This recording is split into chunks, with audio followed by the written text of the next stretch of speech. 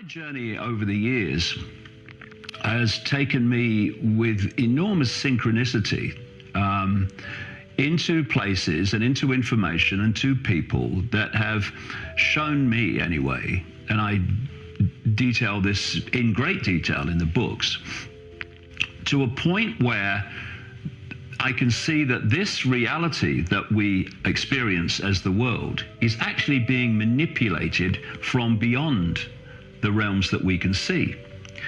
And it's very simply done because, again, we see the holographic world and the holographic body, what we perceive as solid.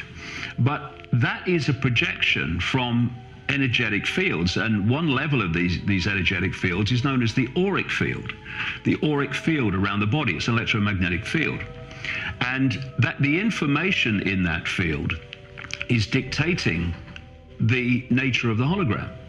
So inside that field is information that decides if you're black, white, sky blue, pink, whatever. Whether you take this form, whether you're a man, whether you're a woman. Now people will say, well, hold on a second, but genetics does that, DNA does that. But the DNA and the genetics that we see are only in the hologram. They too are a holographic projection of information fields here. So if you can tinker with the information fields, then the DNA and the genetic structure of the body must respond to that, because that's just a projection of this information.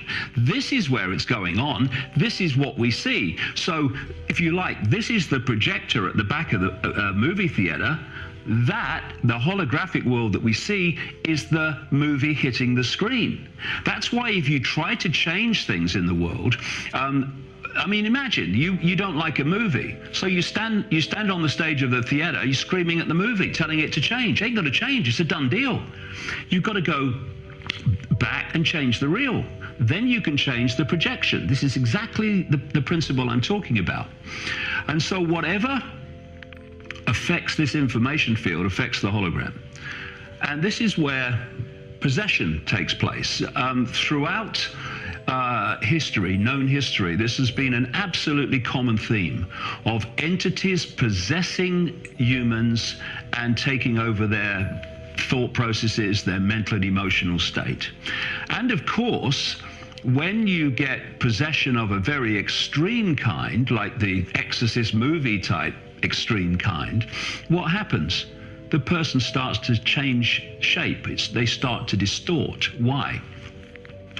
Because possession doesn't take place of the hologram, it's just a projection. The possession takes place of the base information field. So if you can get control of that, say you're another energetic entity of a completely different informational type, therefore form, you can access the energetic field of the target person, the one you want to possess. When you make this electromagnetic connection, you can start feeding information into this field, which starts to influence the mental, emotional, and perception processes of the possessed person. You start to change their personality. This is why when you talk to people who have experienced those that have been possessed and they've watched the process, they describe how you see the person's personality start to change.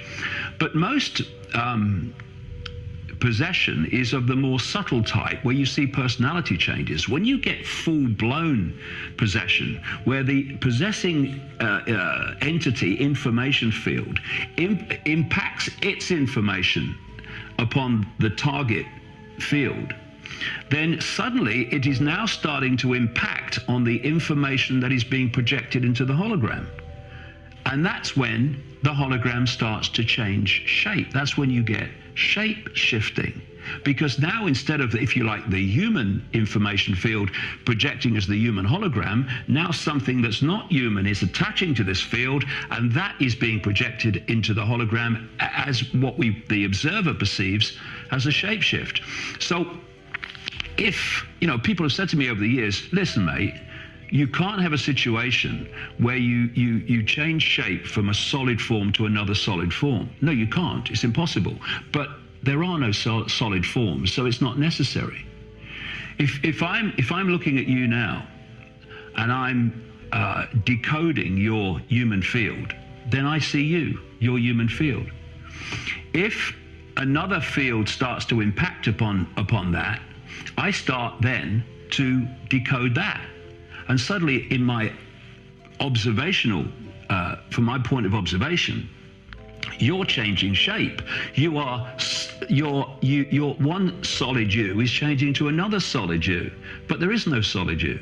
All I'm seeing is I'm decoding one form of information, human. Now I'm decoding another form of information that's impacting over the human, and suddenly that guy's just changed shape. He's just turned into a reptile. He's just turned into this and just turned into that.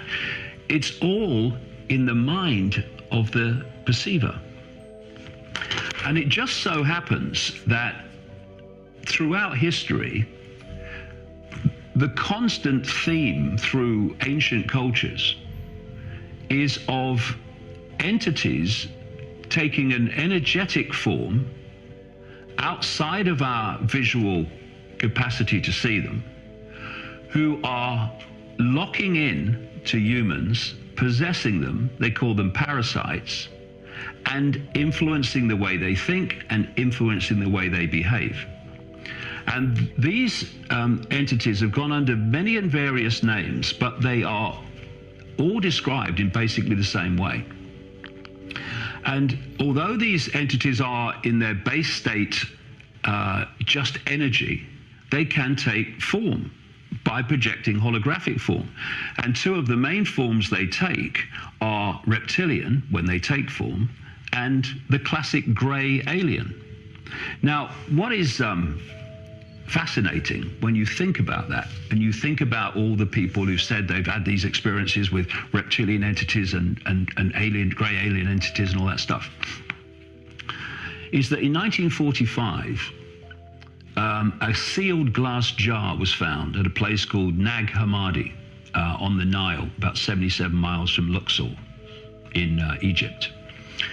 And what was inside was a cache of writings, of documents from a people known as the Gnostics.